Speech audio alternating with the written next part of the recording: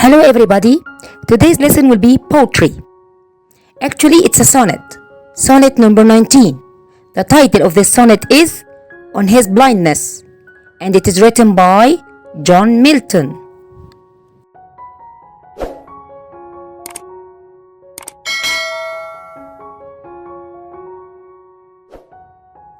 Let's have a look at the objectives of today's lesson. By the end of this lesson, you will be able to: Number 1.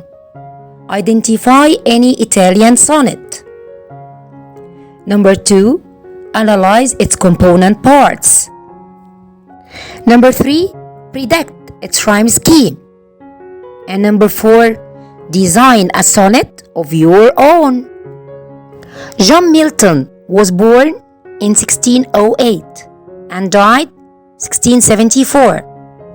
He was the greatest English poet after Shakespeare.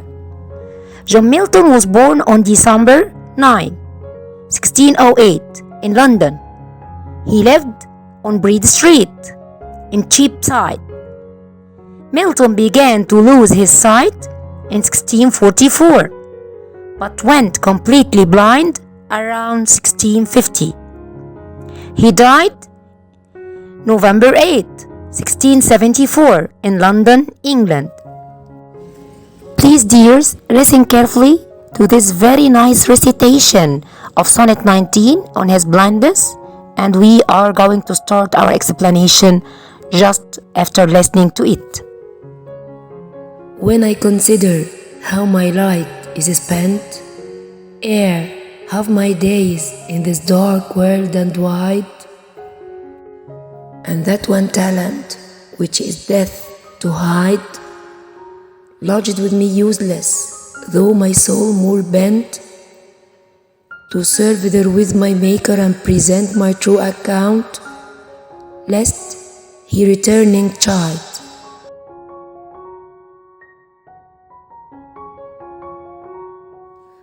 Doth God exact day labor, light denied?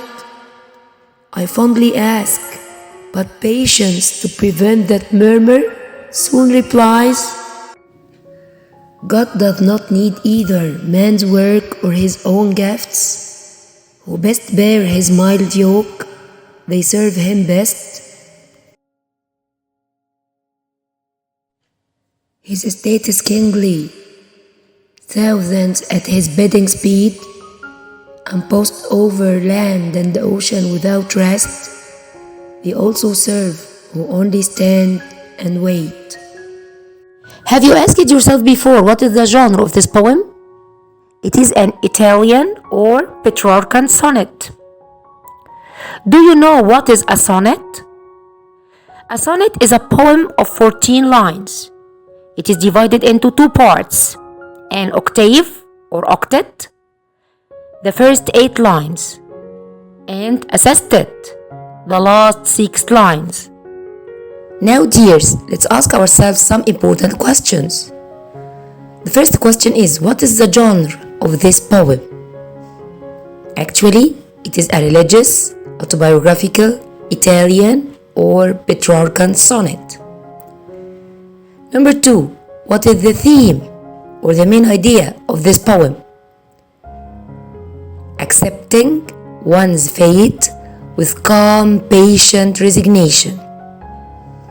And finally, what is the rhyme scheme of this poem?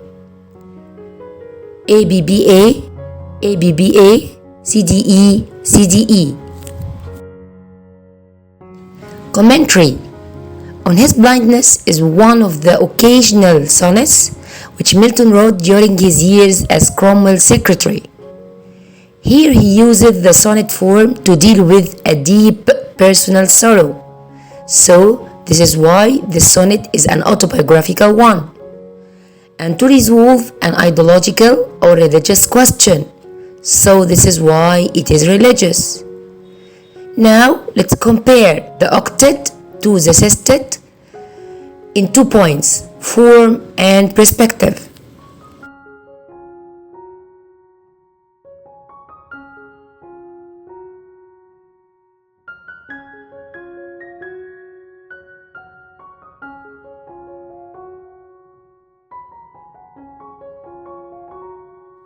Regarding the form, the octet is the first 8 lines, while the sestet is the last 6 lines.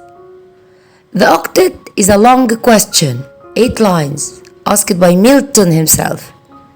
A long question asked by Milton himself. Does God exact day, labor, light, denied? This gives the grammatical unity to the octet, supporting its unity of ideas, of emotion, and rhyme.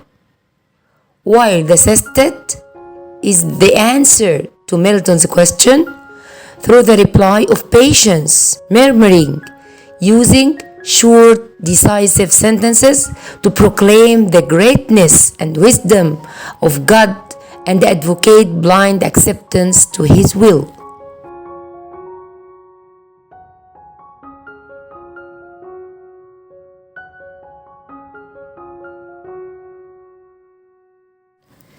The octet starts with a relative clause. When I consider how the last or the 8th line of the octet contains the final segment of the opening sentence and the beginning of the answer to which the sestet is devoted. The sestet uses short sentences, contrast with the long tortured question of the octet, and mirror the attempt of a proud spirit to find peace in resignation.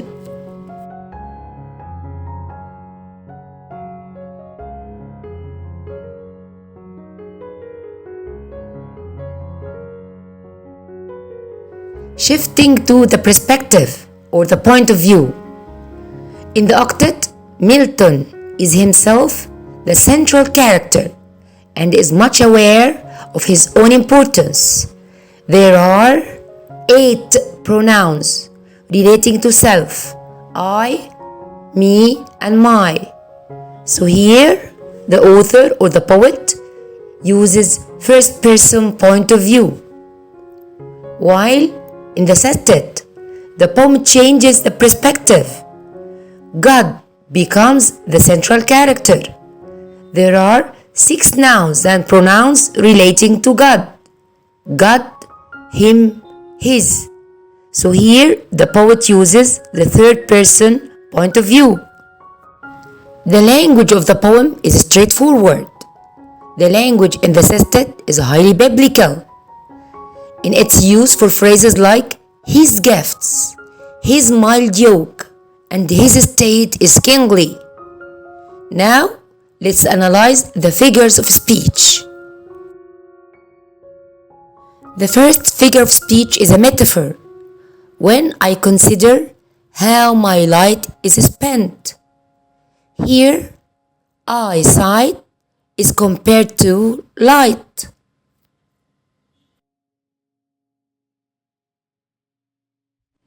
The second metaphor is found in the line, and that one talent which is death to hide.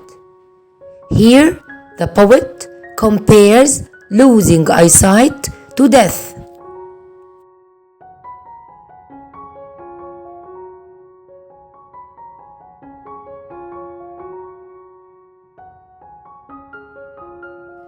The third metaphor is found in this photo. Please look at the photo carefully to understand.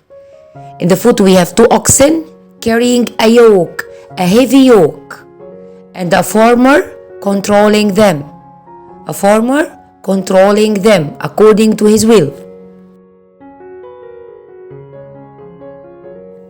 The third metaphor is found in the line, bear his mild yoke. Actually here, people who submit to God are compared to oxen that submit to the farmer's will. We have a personification in the line, and that one talent which is death to hide, lodged with me useless. Here, talent is personified as a person who accommodates a place or lives in a place.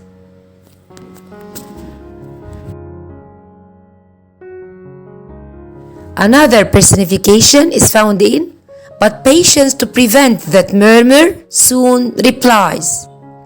Patience is personified as a person who can reply. Now, dears, let's move to the rhetorical devices.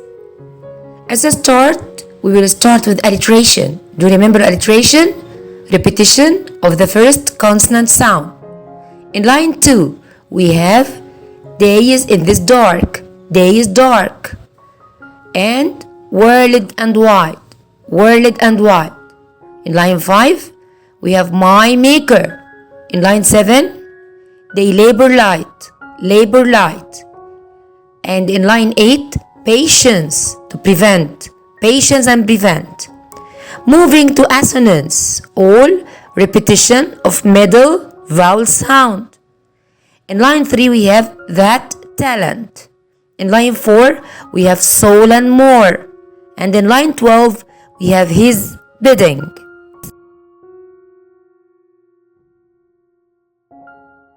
Finally, repetition is used as a rhetorical device by Milton. In lines 10, 11 and 12, the pronoun his is repeated. His mild yoke, his state is kingly, his bedding speed. So, the third person pronoun, possessive his, is repeated 3 times.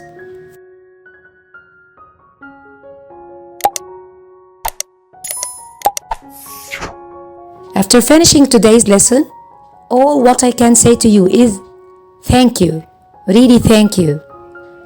I've enjoyed teaching this lesson to you, and I hope that all of you have enjoyed it with me.